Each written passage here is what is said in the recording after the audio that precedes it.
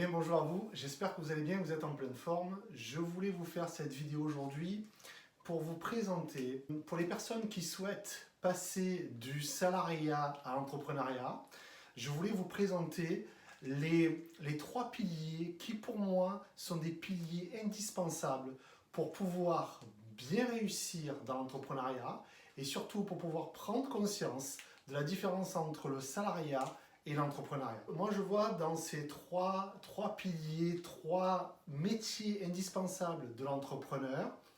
Le premier métier qui est pour moi indispensable, c'est le métier passion. Donc, c'est pour ça que j'ai appelé ça, mes piliers, je les ai appelés PGE, non pas prêt garantie de l'État, comme on pourrait l'imaginer, mais c'est P comme un métier passion. Alors, métier passion, c'est quoi? Métier passion, c'est ce sur quoi je suis doué, ce pour lequel on reconnaît mon talent, ce qui me donne de l'énergie, où je suis bon naturellement, où j'ai de l'expertise. Donc ça, c'est très important de vraiment identifier quand vous passez de salariat, sauf si vous regardez le même métier que vous avez aujourd'hui, mais il y a encore, si vous gardez le même métier, est-ce que vraiment ça sera un métier passion lorsque vous allez être dans l'entrepreneuriat? Donc, dans le métier passion, effectivement, la partie de ce pourquoi je suis doué, donc ça, c'est indispensable.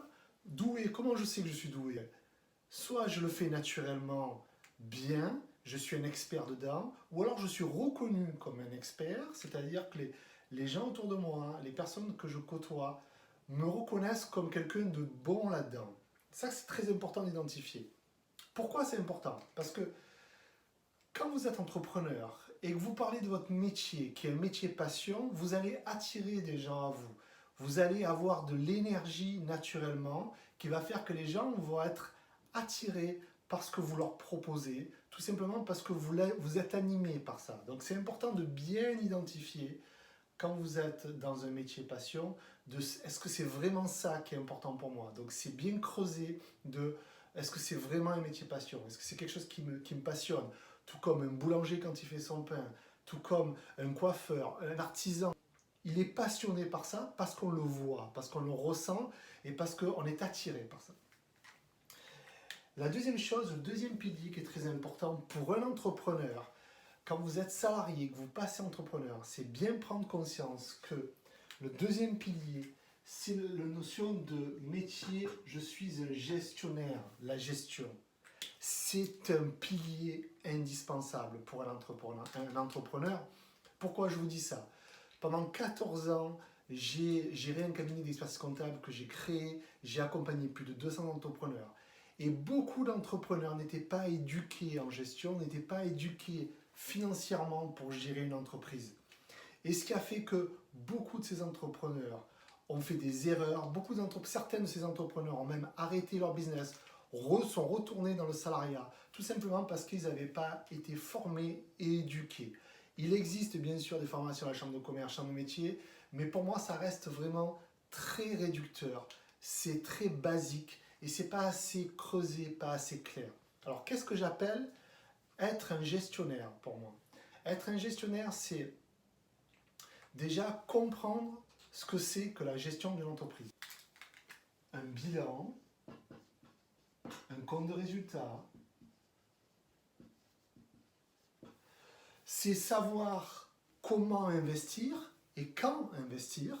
Donc comment investir, c'est comment je vais pouvoir faire appel à des banques, comment je vais monter mon dossier. Si je n'ai pas un raisonnement de gestionnaire, si je ne comprends pas les chiffres de ma propre entreprise, parce que j'ai vu beaucoup d'entrepreneurs au bout de quelques années qui se posaient la question s'ils voulaient investir, mais quand ils étaient face au banquier, ils ne comprenaient même pas ce que disait le banquier, tout simplement parce qu'ils n'étaient pas éduqués.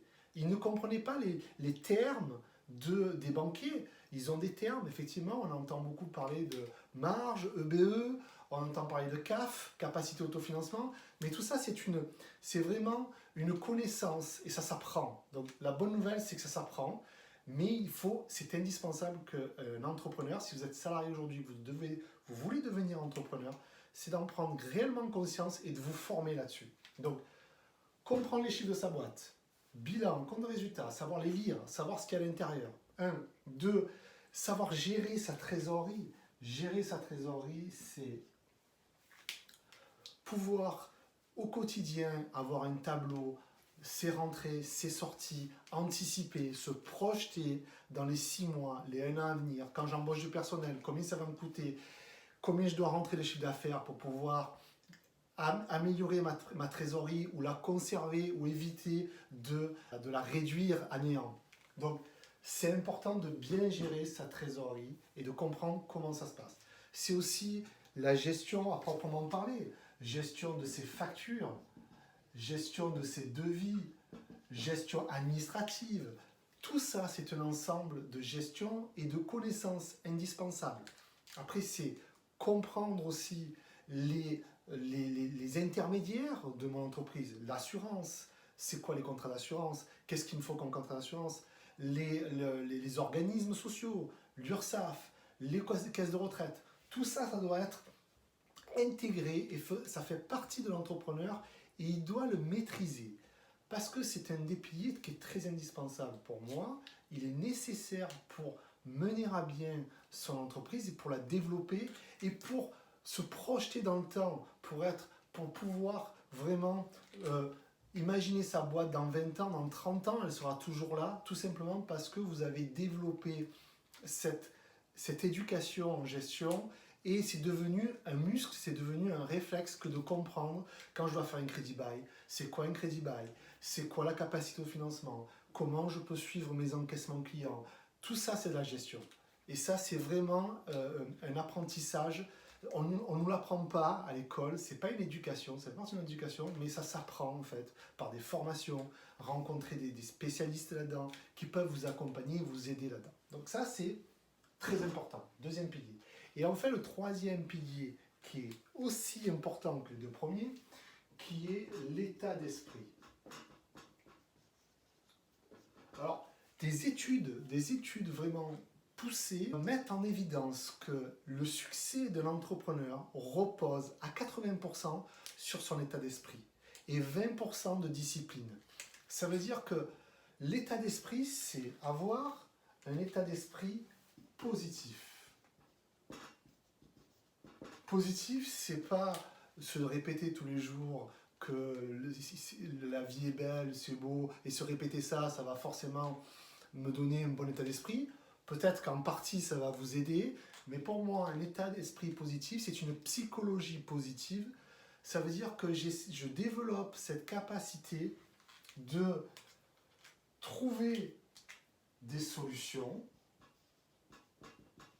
quand je suis en difficulté. C'est m'entourer de personnes positives. On est la moyenne des 5 personnes que nous fréquentons le plus. Vous regardez les 5 personnes que vous côtoyez le plus, et ces 5 personnes, en fait, le fait de les fréquenter régulièrement, ça fait que vous prenez de leurs habitudes, vous prenez de leurs croyances, vous prenez de leur manière de réfléchir, leur état d'esprit. S'ils sont négatifs, vous prenez ce négatif. C'est pour ça que c'est important en tant qu'entrepreneur de développer un état d'esprit positif et de s'entourer de personnes positives. Vraiment, je m'entoure d'entrepreneurs qui ont envie d'avancer ou je m'entoure de personnes qui voient des solutions, voient des opportunités derrière des problèmes. L'état d'esprit, ça se travaille tous les jours. C'est comprendre déjà comment je fonctionne, c'est quoi mes peurs, comment je peux travailler dessus, comment je peux équilibrer mes perceptions, quand je rencontre des difficultés, comment je peux faire pour vraiment aller chercher du positif dans ce que je vis. Bien sûr que, surtout en ce moment, pendant la période de confinement, beaucoup d'entrepreneurs vivent des choses très difficiles, mais si on va vraiment à l'intérieur de ça, si on va vraiment travailler avec eux, on va aller creuser et chercher ce qu'il y a de positif dans ce qu'ils vivent, et il y a toujours quelque chose de positif. Quoi que vous viviez dans votre vie, il y a toujours quelque chose de positif, c'est une loi en fait, c'est une loi d'équilibre, tout comme un aimant, il attire et repousse, il y a la lumière et l'obscurité, il y a le yin et le yang, enfin il y a toujours un équilibre dans tout ce que vous vivez. Donc pour moi, un entrepreneur doit avoir ce réflexe d'équilibrer ce qu'il vit. Ça ne veut pas dire que ce que je vis, c'est pas difficile, mais je ne reste pas des heures, des jours, des mois dessus. Je vais aller chercher ce qui est positif, ce que j'apprends dans cette situation. Si je vis une situation difficile, qu'est-ce que j'apprends à l'intérieur de ça? Si je vis un licenciement, qu'est-ce que j'apprends dans ce licenciement? Et je suis sûr que si je vous pose la question d'aller chercher des événements du passé qui, à l'époque, vous paraissaient comme très durs, très difficiles, et aujourd'hui, vous vous dites, eh ben, finalement, il y a du bon là-dedans. Mais c'est évident qu'il y a du bon. Mais c'est important que quand vous vivez cette situation, c'est réfléchir à savoir c'est quoi les bénéfices qu'il y a à l'intérieur, c'est quoi l'apprentissage qu'il y a derrière. Et une chose qui est très importante aussi dans la notion d'état d'esprit, c'est la notion de responsabilité. Quand j'ai accompagné des entrepreneurs ces dernières années, combien d'entrepreneurs venaient me voir en me disant, tu sais Laurent, si j'ai pas de résultats aujourd'hui dans mon entreprise, ben en fait c'est la faute du gouvernement parce qu'il me taxe à tout va. Ou alors si j'ai pas si mes clients sont mécontents, c'est parce que peut-être mes salariés sont pas assez compétents ou sont pas assez agréables. Ou alors tout simplement parce que si j'arrive pas, si je suis de mauvaise humeur tous les jours, ben c'est parce que chez moi c'est le bordel. On se met en situation de victime en fait. En fait, on reporte la responsabilité sur les autres tout simplement parce qu'on ne veut pas voir que ce qui nous arrive, c'est nos propres choix et nos propres décisions. Donc, pour moi, un entrepreneur qui a un état d'esprit positif, il prend conscience aussi que tout ce qui lui arrive, c'est lui qui l'a créé. Tout ce qui lui arrive, c'est ce qu'il a engendré en fait. Et apprendre de ça. Ça ne veut pas dire que j'ai fait des erreurs, je me suis planté, je me suis pris un prud'homme, c'est la faute de mon salarié, c'était dur. Oui, peut-être que ça a été dur, mais en fait, qu'est-ce que j'apprends? La prochaine fois que je recrute une personne, je vais m'assurer qu'elle n'ait pas les mêmes critères que celle que j'ai embauchée, puisqu'elle ne correspondait pas à mes valeurs, elle ne correspondait pas aux valeurs de l'entreprise. Donc c'est ça un entrepreneur qui a un état d'esprit positif, parce que tout ce qui lui arrive, il en a conscience et il change cet état d'esprit, il prend sa responsabilité. Prendre sa responsabilité, c'est prendre son pouvoir sur sa vie. Si vous souhaitez vraiment passer du salariat à l'entrepreneuriat, il faut que vous ayez conscience de tout ça. Parce que l'inconvénient de ne pas nourrir ces trois piliers, c'est qu'à un moment donné, il y aura une faille dans votre entreprise. Et cette faille-là, quand vous allez tomber dessus, ben ça va être dur de vous relever parce que vous n'allez pas avoir assez de muscles. On prend l'exemple d'aujourd'hui, ce qui nous arrive. Le coronavirus. Ça plie beaucoup d'entreprises. Il y a beaucoup d'entreprises qui se retrouvent en plein chaos aujourd'hui. Mais ceux qui vont réussir, ceux qui vont sortir de cette crise, c'est ceux qui auront l'état d'esprit, qui ont un état d'esprit positif, qui ont pris leurs responsabilités, qui sont allés chercher les cadeaux dans le Covid, qui sont allés chercher des solutions, qui sont allés s'entourer d'autres entrepreneurs, s'entourer des personnes qui avancent, qui trouvent des solutions ensemble, créer des brainstorming, créer de l'intelligence collective, parce qu'ils ont développé leur état d'esprit, parce que c'est un muscle et tous les jours ils savent que c'est important.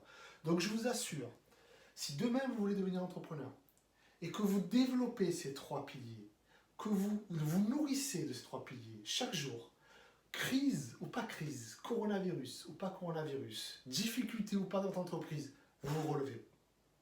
Vous vous relevez et en même temps, vous allez vous former, vous allez apprendre. Un entrepreneur qui a un état d'esprit positif, il est curieux, il va apprendre, il va se former sur ce qu'il ne maîtrise pas. Moi, par exemple, la comptabilité, c'est mon métier de base, la gestion d'entreprise. Mais je me suis formé aussi au coaching parce que c'est complémentaire, parce que je vais pouvoir apporter plus de valeur à mes clients. Et c'est ça, apporter de la valeur à vos clients. Donc si aujourd'hui, vous voulez créer votre entreprise, prenez compte de ces trois piliers. Donc j'espère que tout ça, pour vous, ça a pu vous éclairer, ça a pu vous apporter quelque chose. En tout cas, moi, ça me donne vraiment beaucoup d'énergie de pouvoir vous le partager. Et je vous invite vraiment à mettre de la conscience là-dessus. Et si vous voulez en savoir plus, je vous invite à me laisser vos commentaires, vos questions, partager cette vidéo et vous abonner aussi pour que je puisse continuer de vous partager de la valeur, vous aider à prendre conscience que l'entrepreneuriat, c'est pas que sexy, l'entrepreneuriat, c'est pas qu'un truc à la mode, c'est un vrai métier, c'est un des métiers les plus durs au monde pour moi. Mais si vous maîtrisez ces trois piliers, qui sont le métier passion, la gestion et l'état d'esprit, je vous assure que votre avenir en tant qu'entrepreneur, il va aller très loin. Voilà. Je vous dis à très vite et je vous souhaite le meilleur. Ciao.